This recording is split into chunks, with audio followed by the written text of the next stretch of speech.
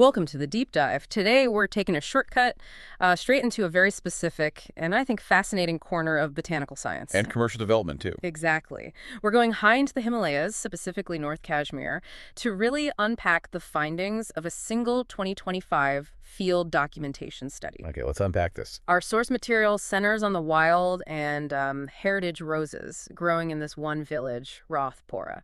And our mission really is to understand why this seemingly common fruit, the rosehip, is being talked about as a potential global leader in natural vitamin C. And more importantly, what it takes to ethically turn this pristine wild resource into a traceable, high-value product. That's the key, traceability. It is. This deep dive is unique because it perfectly bridges two worlds that, you wouldn't normally put together. For sure. Centuries-old Himalayan horticulture on one hand, and the absolute cutting edge of modern nutraceutical science on the other.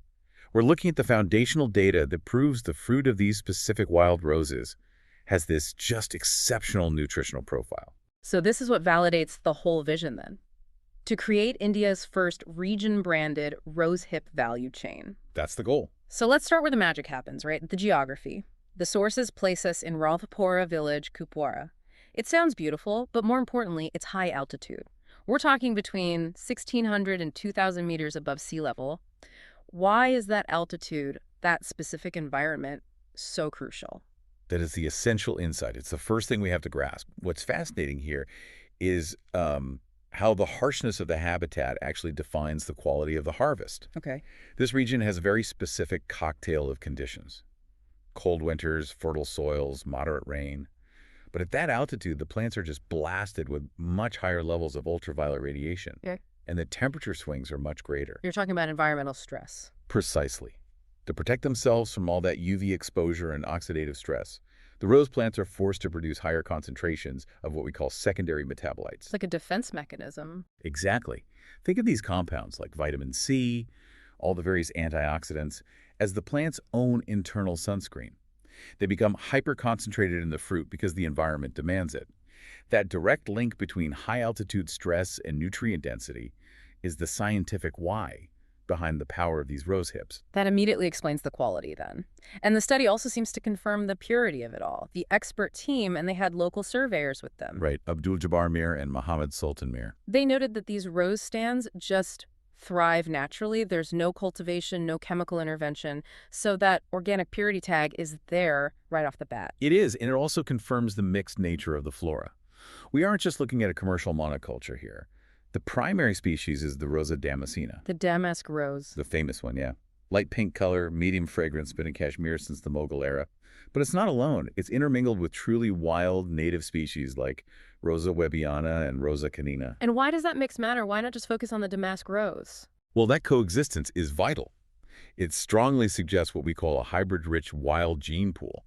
When wild species naturally cross-pollinate with these heritage varieties, you get this incredible reservoir of genetic diversity. Which leads to what? Better resilience? Better resilience, yes, but also more complex flavor and critically chemical robustness. This is what makes the Rawathpora resource scientifically superior. It's not just a farm.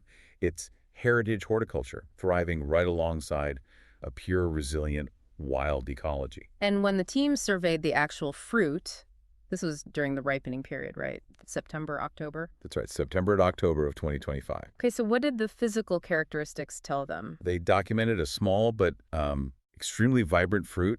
The hips are globular, sometimes oval with smooth skin. They get this bright red-orange color when they're mature.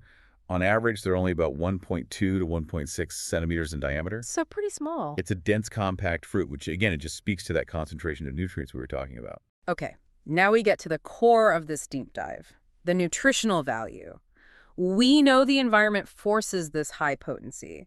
Just how high are we talking? We are talking about an exceptional, and I mean exceptional, vitamin C concentration.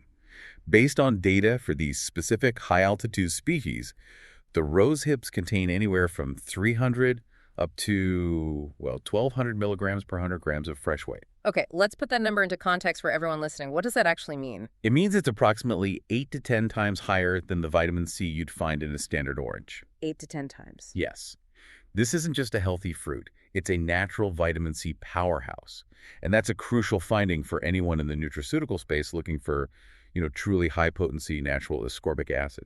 But the value for the global market, especially for high-end cosmetics or immune support, it isn't just about vitamin C, is it? The sources highlight a much broader spectrum of these bioactive compounds. Absolutely. The holistic profile is what sells the product. Beyond vitamin C, these rose hips boast really high concentrations of total phenolics. We're talking between 400 and 600 milligrams GAE per 100 grams. Wait, let's pause there for a second. When you say GAE, for listeners who aren't in lab coats, what is that a shorthand for? Why is that specific measurement so important? That's a great question. GAE stands for gallic acid equivalence.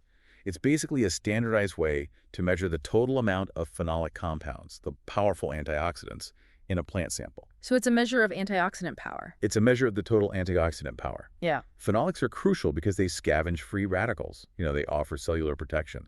So when we use GIE, we're giving a specific quantified number for how powerful these rose hips are. It's not just one compound. It's a whole suite of them. So GAE confirms the sheer strength of the defense system that the plant built for itself at 2,000 meters. What specific phenolics really stand out? We find potent flavonoids like rutin, quercetin, and catechin.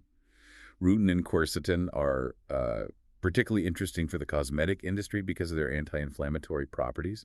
And then you have essential carotenoids like lycopene and bone and keratin, which are vital for skin vitality and vision health. Here's where it gets really interesting.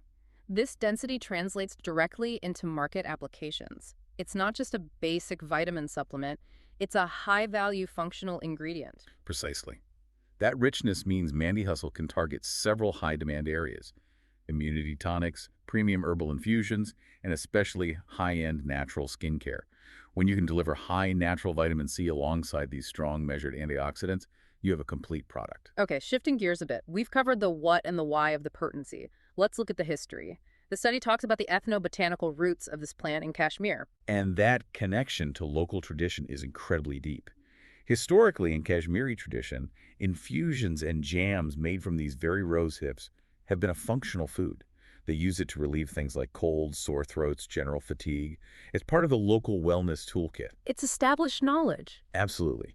And while Rosa damascena was grown since the Mughal era, mostly for rosewater and akar, from the petals, this study confirms the long-recognized medicinal relevance of the fruit itself. It's a great example of traditional knowledge kind of giving a roadmap for modern science. Do the sources give any anecdotes that show how critical this fruit has been, maybe on a more global scale? Yes, there is a really compelling historical parallel.